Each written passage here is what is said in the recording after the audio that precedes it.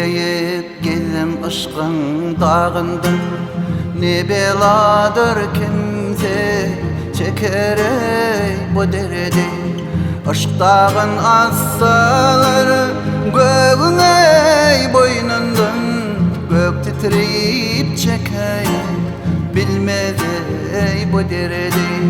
Aşk dağın assaları göğün ey boynundan, gök titreyip çeker bilmez ey bu derdi, bilmez ey bu derdi.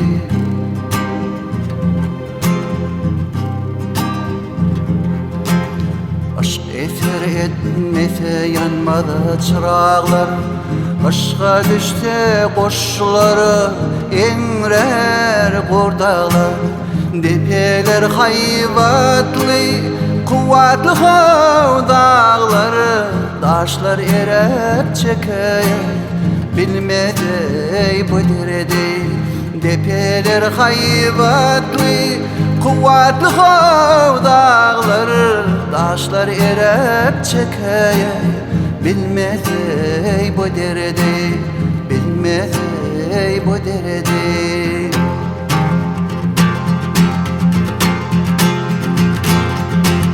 Kimdir aşkın yükün çeken merdana, pelek gördü onu ile koymuş eyler sana. Zemin cümmüş eylep kalmış o hayrana, çüller düzler çeker bilmez ey bu derdi. Zemin cümmüş eylep kalmış o hayrana, çüller düzler çeker bilmez ey bu derdi, bilmez ey bu derdi.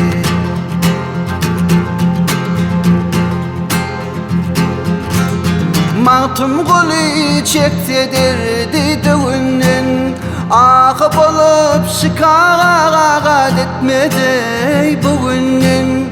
Ol ölmek ayrılmak kalıptır önden, peder bize miras koymuş ey bu derdi. Ol ölmek ayrılmak kalıptır önden, peder bize miras koymuş ey bu derdi, koymuş o bu derdi, koymuş o bu derdi.